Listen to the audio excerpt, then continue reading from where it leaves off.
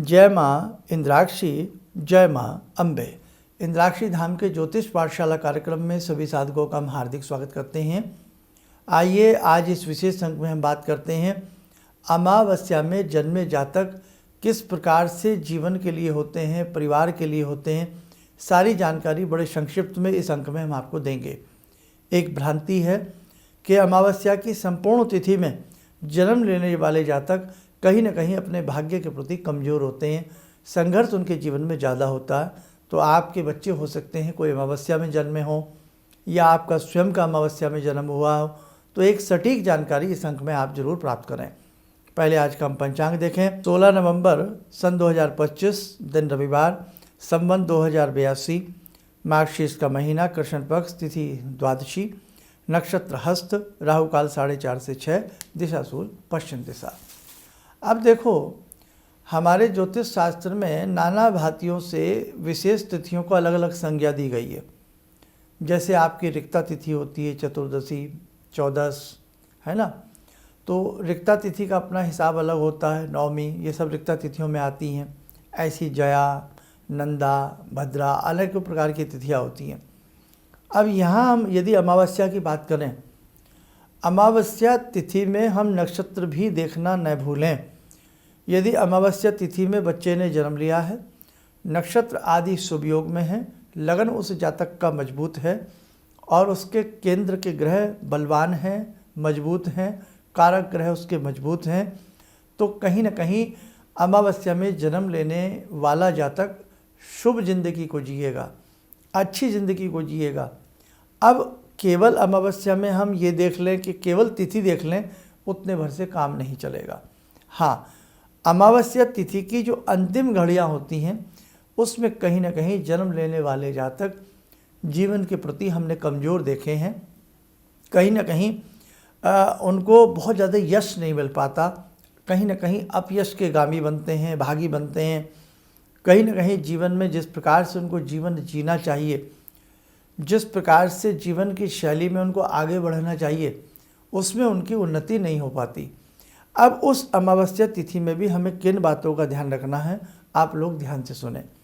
Number 1, उस जातक का लग्न कमज़ोर हो, केंद्र कमज़ोर हो, केंद्र के ग्रहों का बल कमज़ोर हो, साथ में कारक ग्रह उसके कमज़ोर हों, और ऊपर से उस व्यक्ति ने अमावस्या की तिथि में जब जन्म लिया हो, जब मात्र अमावस्या को बीतने की जो घड़ियाँ होती हैं या समय जो होता है, वो मात्र 2 घंटे के आसपास बचा हो। अब 2 घंटे के आसपास की जब समय बचता है, तो ये सीनी वाली जन्म कहा जाता है उस व्यक्ति का, उस बच्चे का, उस जातक का। उस स्थिति में वो व्यक्ति अपने जीवन में यश प्राप्ति के लिए जो भी कुछ करना चाहेगा, उसे बहुत संघर्ष झेलना पड़ेगा। अपयश की भी उसे जीवन में एक बार सामना जरूर करना पड़ेगा, खास तौर से जीवन की मध्यम अवस्था में। और उसी के साथ साथ उस व्यक्ति के हाथ से अनेकों बार धन की हानि होती रहेगी। और यही बात लागू होती है कि अमावस्या तिथि के साथ साथ लग्न कमज़ोर, केंद्र कमज़ोर, कारक ग्रह कमज़ोर, उसी के साथ साथ उस व्यक्ति के जब जन्म हुआ है तो अमावस्या तिथि को बीतने में मात्र 2 मिनट भी बचे हों। कितने? 2 मिनट। अमावस्या तिथि मात्र 2 मिनट के लिए भी बची हो तो वो कुहू जन्म स्थान की स्थिति कहलाती है, कुहू वाला जन्म कहलाता है। उस स्थिति में जो जन्म होता है वो और भी ज़्यादा कहीं ना कहीं शुभ नहीं होता। कहीं ना कहीं उस जन्म लेने वाला जो जातक है वो अपने जीवन में रोगों से घिर सकता है, अपने जीवन में शत्रुओं के समूह से घिर सकता, अपने जीवन में अपयश से घिर सकता, अपने जीवन में कठोर परिश्रम करने के बावजूद भी उसको संपूर्ण फल ना मिले। तो ये ध्यान रखें, जो आज के इस अंक में हमने संक्षिप्त सी आपको बातें बताई हैं कि संपूर्ण अमावस्या में जन्म लेने वाला जातक अशुभ स्थिति में नहीं होता है। वो कब होता है? जब तिथि बीतने के मात्र 2 घंटे के आसपास का समय हो या 2 मिनट भी बचे हों, लेकिन उसके साथ साथ उस जातक का लग्न जो भी ग्रह हो वो कमज़ोर हो, यानी कि लग्नांग उसका कमज़ोर हो, केंद्र उसका कमज़ोर हो, कारक ग्रह उसके अच्छी अवस्था में ना हो, तब ये स्थिति आती है। अब इस स्थिति से निपटने का भी एक रास्ता है। कैसे? बच्चे ने जन्म लिया, तिथि अमावस्या है, और अमावस्या में जो हमने अभी योग बताया वो कमज़ोर की तरफ जा रहा है, तो वहीं पर उस तिथि से संबंधित या उस नक्षत्र से संबंधित शांति होती है, उसका दान किया जाता है, और वो जातक अपने जन्म नक्षत्र के मंत्र को अक्सर पढ़ता रहे, वो जातक अपनी जन्म राशि के मंत्र को, जन्म राशि के ग्रह के मंत्र को अक्सर पढ़ता रहे, वो जातक अपने लग्न के ग्रह का दान पुण्य करता रहे, तो निश्चित और निश्चित तौर पर उसके जीवन में बल आएगा और उसे बहुत जीवन में सुख शांति की प्राप्ति होगी। जो नकारात्मक स्थिति उसके जीवन में आनी थी वो नहीं आएगी और सकारात्मक स्थिति उसका स्वागत करेगी। तो ध्यान रखना, इन तिथियों का भी बहुत बड़ा खेल होता है। 27 नक्षत्रों में जन्म लेने वाला जातक किसी न किसी नक्षत्र में जन्म लेता ही है। सभी नक्षत्रों का शास्त्रों में अपना अपना फल कहा गया है, सभी तिथियों का अपना अपना फल कहा गया है। तो इसीलिए जब हम जन्म पत्रिकाएं बनवाते हैं तो तिथियों के हिसाब से भी उसका भाग्यांक होता है, नक्षत्रों के हिसाब से भी होता है। और जिन जातकों के पास अपनी डेट ऑफ बर्थ, जन्म तारीखें वगैरह नहीं होती हैं, तो वो कहीं ना कहीं किसी मर्मज्ञ को अपना हाथ दिखा करके भी अपने जन्म से संबंधित नक्षत्रों का उपाय, लग्न का उपाय, ये सारे जीवन में आप करते रहिए। समय समय पर आपको विशेष लाभ की प्राप्ति होगी। अब उससे एक बड़ी बात और कहते हैं, गुरु से दीक्षा लेना, गुरु मंत्र को पढ़ना, विभिन्न प्रकार के मंत्रों की सिद्धि करना, समय समय पर ग्रहण आदि अवसरों पर दान पुण्य करना, ये सब भी हमें अशुभ तिथियों में जन्म लेने की स्थिति से बचाता है। ये सब बातें भी हमें, जो कहीं हमारे ग्रह कमज़ोर होते हैं, उनसे भी हमें बाहर निकालती हैं। अब आप सबके लिए खुशखबरी भी है कि 14 दिसंबर को आपके कष्टों के निवारण के लिए एक विशेष प्रकार का पूजन रखा गया है। दिल्ली NCR में मोदी नगर और मुरादनगर के बीच में ये स्थान है।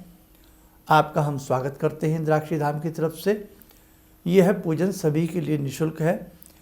और आज जीवन में बहुत सारे दुख हैं, बहुत सारे संताप हैं, कलेश हैं, कई बार हमारी कुछ आकांक्षाएं हैं, इच्छाएं हैं, पूर्ण नहीं हो पाती हैं।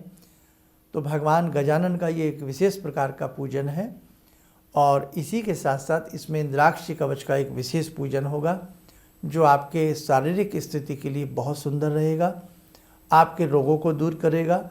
भगवान गजानन की एक विशेष साधना जब आप वहाँ आएंगे, आपके द्वारा हम करवाएंगे, और 2-3 घंटे का ये विशेष पूजन रहेगा। इसमें पूरे पूजन का तरीका भी आप लोग सीख लेना, आगे अपने घर जाकर के कभी उस विशेष पूजन को आप कर सकते हैं। जब कोई सामूहिक पूजन होता है उसका एक बहुत बड़ा असर पॉजिटिव आता है। इसलिए यदि आपके पास समय है आप आ सकते हैं, आने का ज़रूर प्रयास करें। बस इसके लिए आप हमारे संस्थान में अपना नाम रजिस्टर्ड करवा दें। कितने साधक आपके साथ आ रहे हैं, कितने परिवार के लोग आपके साथ आ रहे हैं, उनकी संख्या लिखवा दें। कहाँ से आप लोग आ रहे हैं, अपना व्हाट्सएप नंबर लिखवा दिया जाए। सुबह 11 बजे से लेकर के शाम 5 बजे के बीच रविवार का अवकाश रहता है, ये ध्यान रखें। तो फटाफट जिन्होंने अपने अब तक नाम ना लिखवाए हों वो ज़रूर अपने संस्थान में नाम नंबर रजिस्टर करवा दें। आइए समय हो चला आज की ध्यान साधना का। आज की ध्यान साधना में जुड़ते हैं भगवान भैरव जी से। ओम करकलित कपाला कुंडली दंडपाणी स्तरुण तिमिर नीलो व्याल यज्ञोपवीते क्रतु समय सपर्याद विघ्न विच्छेद हेतुर जयति बटुकनाथा सिद्धिदा साधकानां जयति बटुकनाथा सिद्धिदा साधकानां। ओम देव्य राज्य सेव्यमान पावनाग्रिपंकजं व्यालयज्ञसूत्रमिन्दुशेखरं कृपाकरं नारदादियोगवृन्दिवन्दितं दिगम्बरं काशिकापुरादिनाथ कालभैरवं भजे भानुकोटिभास्वरं भवाब्दितारकं परं नीलकण्ठमीप्सितार्थदायकं त्रिलोचनं कालकालमम्बुजाक्षमक्षशूलमक्षरं काशिकापुरादिनाथ कालभैरवं भजे शूलटङ्कपाशदण्डपाणिमादिकारणं श्यामकायमादिदेवमक्षरं निरामयं भीमविक्रमं प्रभुविचित्रताण्डवप्रियं काशिकापुरादिनाथ कालभैरवं भजे भुक्तिमुक्तिदायकं प्रशस्तचारुविग्रहं भक्तवत्सलं स्तमस्तलोकलोकविग्रहं भूतसङ्गनायकं विशालकीर्तिदायकं काशीवासलोकपुण्यपापशोधकं विभुं नीतिमार्गकोविदं पुरातनं जगत्पतिं काशिकापुरादिनाथ कालभैरवं भजे काशिकापुरादिनाथ कालभैरवं भजे। कवच बना लें, ध्यान करें, भैरव जी का शुभ आशीष हम सबके ऊपर बरस रहा है।